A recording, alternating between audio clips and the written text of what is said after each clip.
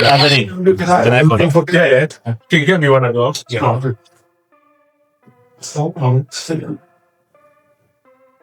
Yeah, so then one's with the A-ball, but okay. Yeah. So I'm hearing he's out in camp with Oleksandr Usyk. I'm hearing the same thing. Well, what's that about?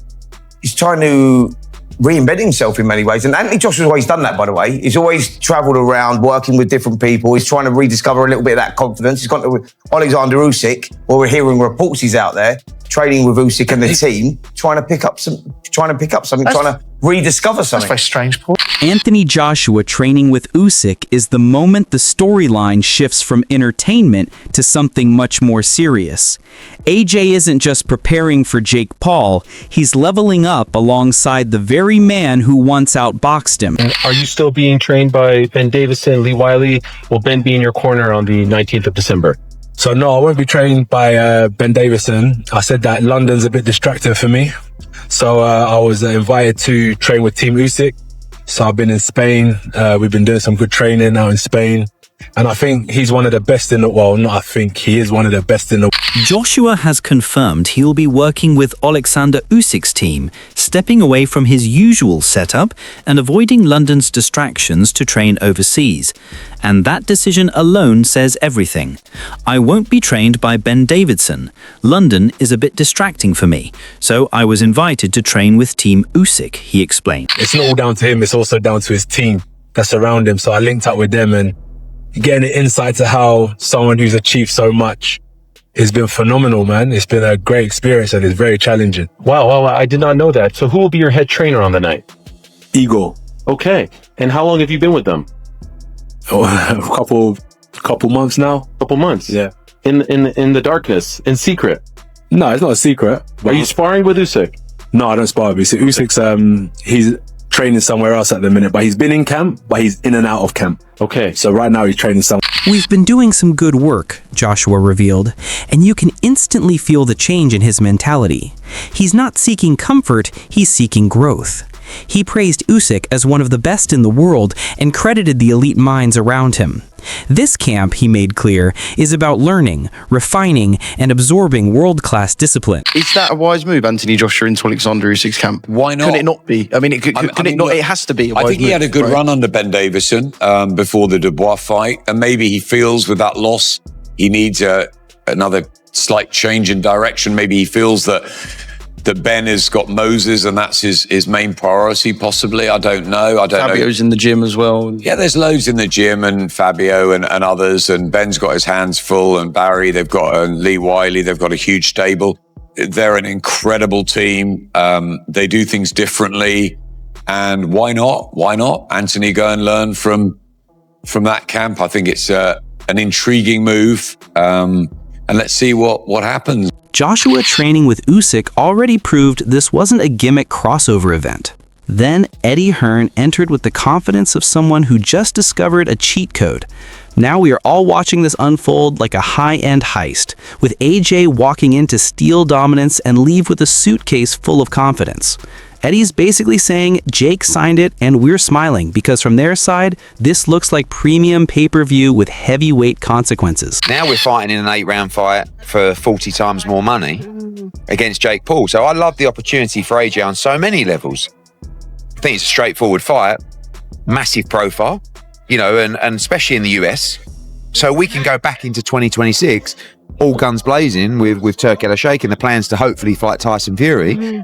But in the meantime, we get to wrap our hands, go out there, build the profile a little bit, smash up Jake Paul, make a fortune, and on we go. So yeah, for us, we were very... The calmness from their camp is almost comedic, like they're discussing a casual jog while preparing to flatten a bulldozer. Eddie's calling it a straightforward fight. And when a promoter is this relaxed, you know the fighter must be terrifying in training. Joshua is studying Usyk's discipline, sharpening his conditioning, and heading into an 8-round showdown while Jake is still out there selling belief like it's a new energy drink flavor. That coming through, signed by Jake Paul, and I sort of looked at it, I was like, oh my God, he's done it. Yeah. So yeah, look, I have to give him credit. I do think he's crazy. I think he's got absolutely no chance. I think he's going to get smashed to pieces. Do you think Jake's crazy? Yeah, I mean, totally. I mean, listen, for us, we received an offer that was massive money and a really easy fight. We were talking about fighting this week here in an 8-round. And look, Jake's confidence is respectable, but it's still funny hearing him call AJ washed while Joshua is being trained like the final boss of a boxing video game. You can see the setup forming. This isn't hype. This is Eddie orchestrating AJ's global comeback with Jake as the stepping stone. And we're all sitting front row waiting for the heavyweight division to grab the mic and say, show's over, folks. This is very real. And, you know, once you get hit by AJ, you'll know all about it. As soon as AJ hits him on the chin, the fight's over. So when that comes, we don't know. But, you know, Jake's improved a hell of a lot. He's done a lot of camps. He's fought boxers. Like he's now become, I used to call him average, but he's become a decent cruiserweight. Decent cruiserweight, right? Not for me, not world class, but you know, a decent. Eddie Hearn had this whole AJ versus Jake situation sounding like a luxury business deal hidden inside a pair of boxing gloves.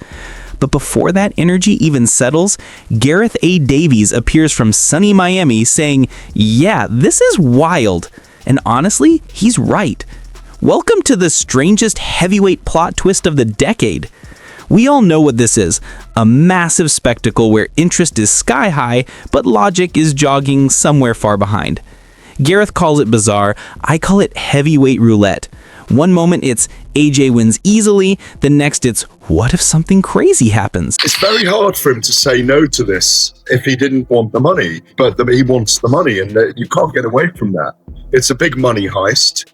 He ought to put Jake Paul away quicker, or maybe has to put Jake Paul away quicker than he did Francis Ngannou in 2 rounds. And that was the former UFC heavyweight champion we were talking about there. So it's a lose-lose for him. And that pressure lands right on Joshua.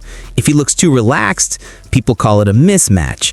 If he looks too cautious, suddenly Jake's being treated like he discovered a secret power-up.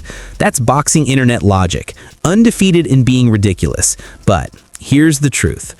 While Gareth calls it a lose-lose for AJ, I see it as a heavyweight popularity earthquake waiting to happen. In many ways, I think there's a lot of pressure on him, weirdly, because there's so much interest. I mean, it's exploded since it was announced because it's anomalous in many, many ways. Yeah. There's a danger, though, Gareth, and if he damages him badly. Exactly. That will be bad for him, bad for the sport, and probably the end of YouTube boxing as we know it. Yeah, look, people want to see him. I think a lot of people who like boxing want to see Jake Paul put in his place, but no one wants to see him really hurt. You've got AJ, the polished professional carrying legacy on his shoulders, and Jake Paul, the self-made chaos generator. Even the press conference moments are being analyzed like a cinematic final boss reveal. This isn't a normal fight. It's two worlds colliding. Whether you love it, hate it, or just enjoy the chaos, one thing is certain. When the bell rings, the jokes end, and reality begins. And we're all watching to see whose confidence survives the spotlight. A warm-up fight. This is a circus act. This is a freak show. So this is a money grab, and it's nothing more than that. So I think both Fury and Joshua get in the ring and have a warm-up fight, if you like, which I don't like. I think they should just be fighting each other, and then they'll meet in September. Just as Gareth makes us question whether this is a circus or a social experiment, Wade Plemon steps in and redirects the spotlight onto Jake Paul's mindset, and this is where it gets spicy. We're not talking about courage anymore. This is full main character energy. Jake isn't just saying he can win, he's promising a cinematic knockout on a 2-time heavyweight champion, like he found cheat codes hidden under a can of Celsius. And sure, that belief is what got him here, but anyone with working eyesight can see this isn't just bold, it's walking into a thunderstorm while holding a metal umbrella and calling it personal growth. Maybe where his delusion finally leads to the end of Jake Paul's career. Because delusion in this business can get you hurt real bad. And I think for the first time, Jake Paul's delusional idea about how good he is in the sport and what he can do may have led him a bit too far. This is the first time where Jake is in Here's the scary funny part. Wade is spot on when he says Jake's "I'm that guy" aura might finally meet reality with a capital R. Jake isn't facing a sparring partner who forgot his defense. He's facing a heavyweight whose right hand feels like an eviction notice. Jake calling AJ stiff is cute, but Joshua moving slow still looks like a luxury train charging at you in slow motion. You're still getting hit. And belief doesn't block uppercuts. Confidence doesn't shrink a 6'6" Olympic-built problem standing across from you. This isn't motivation. It's physics wearing boxing gloves. And is the one where I think he went too far trying to convince everyone that he will do the unthinkable and has done the unthinkable. And I just don't see how he hasn't put himself in the most dangerous, most like health risk spot, life-threatening, legitimately spot of Jake's career. And I mean that word life twofold. I mean his boxing life, and I mean potentially his actual business. And what makes this even crazier is the pressure cooker Joshua is in. If he toys with Jake, it's called embarrassing. If he ends it early, it's called a mismatch. Meanwhile, Jake is treating this like his superhero origin story, talking about destiny while the boxing gods sharpen the reality check. So yes, I respect the bravery and the audacity, but we might be approaching the moment where delusion clocks out and reality clocks in wearing gloves. Either Jake Paul makes history, or Anthony Joshua reminds the world why heavyweight boxing is not a playground. And honestly, that tension is exactly why none of us can look away. The thing you're banking on is he doesn't have a chin. This could be the most rude wake-up call I've ever seen in boxing. Legitimately. This could be one of the most damaging fights you have ever seen in boxing. Career ending, life altering. I'm not saying that as a joke. I legitimately think that could be a possibility at play, which is why, again, you have to give respect to Jake.